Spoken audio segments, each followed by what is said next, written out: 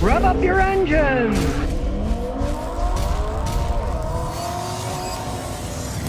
As per usual, none of the politicians think of the ramifications of all the baloney they're throwing out. Well, guess what? Now the U.S. has an electrician shortage because they're telling everybody to go green. They got to make everything electrical, right? Like a thing in San Francisco the other day, they said by a certain year, you can't have gas furnaces in your house, gas hot water heaters. They want to get rid of gas stoves. What are they going to replace them with, right? Electric, right? Well, it turns out there's not enough electricians around to switch the things out.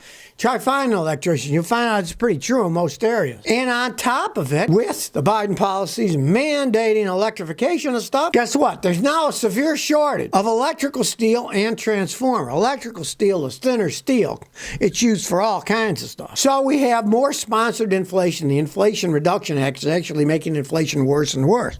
Because, of course, when there isn't enough fancy steel that they need, guess what? The price goes up. Now, electrical steel itself is a specialty steel that's used in the core of electromagnetic devices, like motors, generators, transformers. So now they're having a problem with the shortage of that. And there's also another type of steel that's used in batteries and electric cars, and there's a shortage of that now, too. Scientists says the steel is in limited supply and has very long lead times, sometimes 50 to 52 weeks. These people didn't think anything over the big picture when they're talking about, oh, we're all going to drive electric cars. The system isn't set up for making the electricity, sending the electricity. Now, even just getting the steel to make the batteries or to make the generators or to make the transformers. And then in our society, other than driving, our houses and everything, there's not enough electricians to switch all this stuff over with. And so what happens? Longer lead times to get something done. The guy said it could be 50 to 54 weeks. And there's not enough people to do it, so you wait even longer. And guess what? Also, the prices go up. So as per usual, their Inflation Reduction Act is making inflation going even higher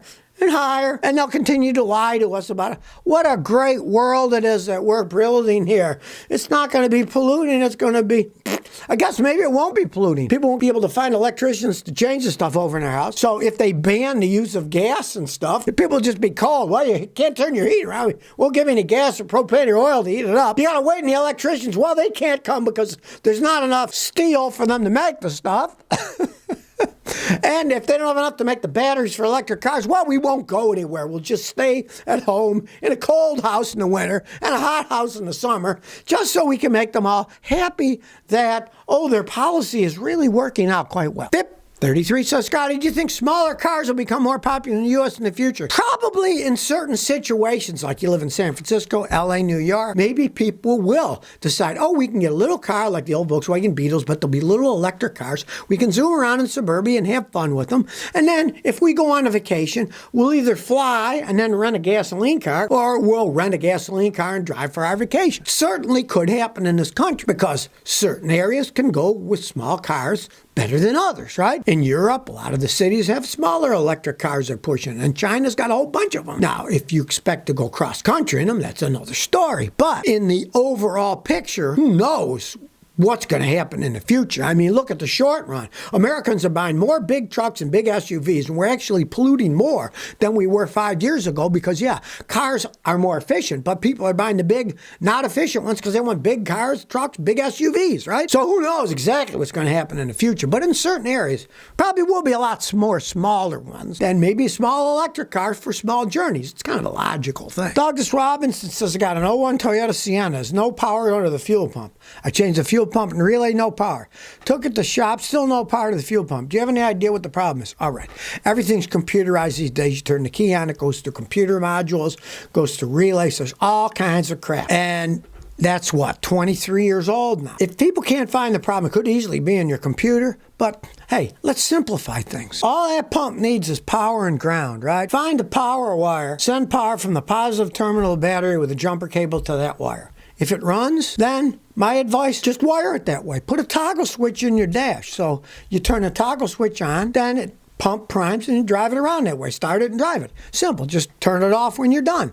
Very easy fix. Because if you're going to try to fix it the way it was designed, you're going through a computer system, and there's all kinds of expensive parts that can go wrong, and all kinds of shorts. Running a simple wire with a toggle switch and, say, a fuse will solve all your problems. If that does, great.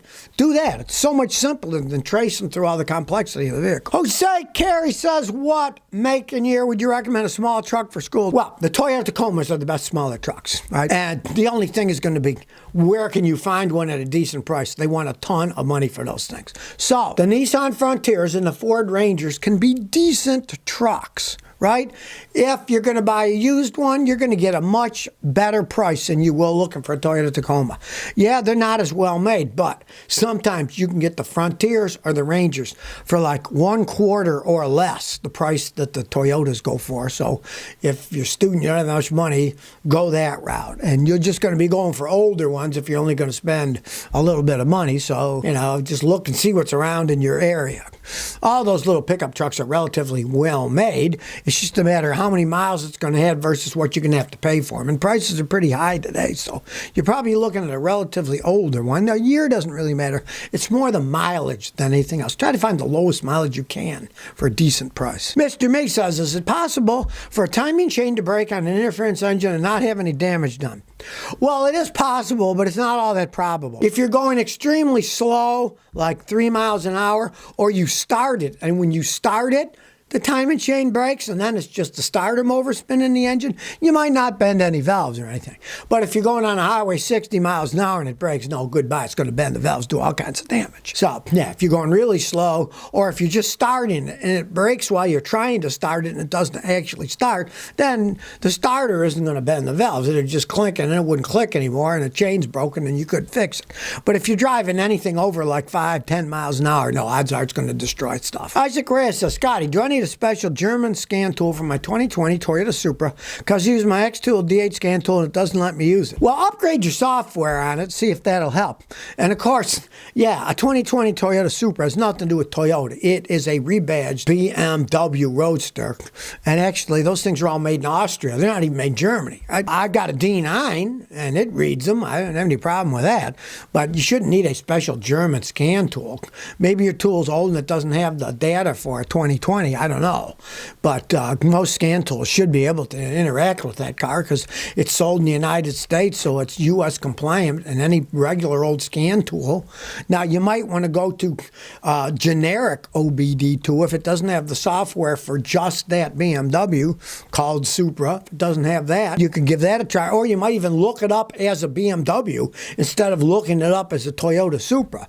Look it up under a BMW, which it really is. Go through the BMW software, and it should be able to read. Alex Turner says, I have the code PO451.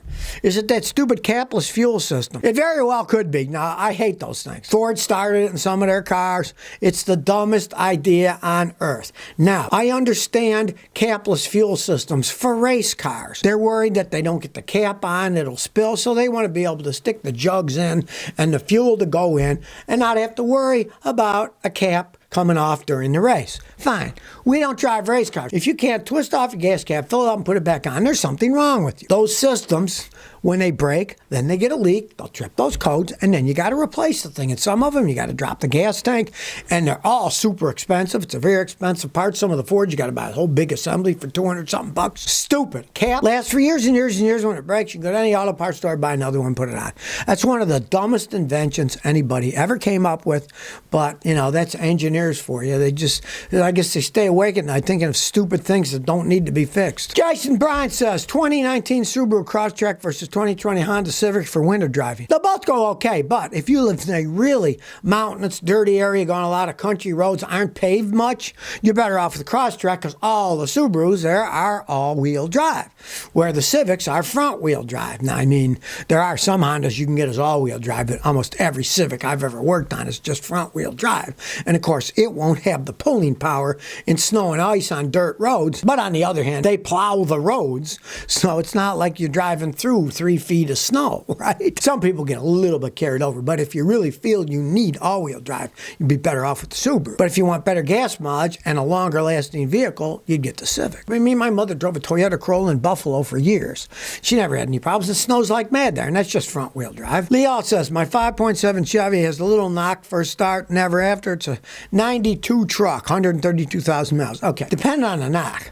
If you start up and you get a that's piston knock, that means your engine bearings are worn out, and at some point in time, the bearings will let loose, the piston will knock a hole in the block, and goodbye engine. And again, you know what, it's an old vehicle, right? Things wear out eventually. I mean, my advice, if it doesn't knock once you start it up, just at beginning, live with it and drive it around. Are you really going to rebuild that engine?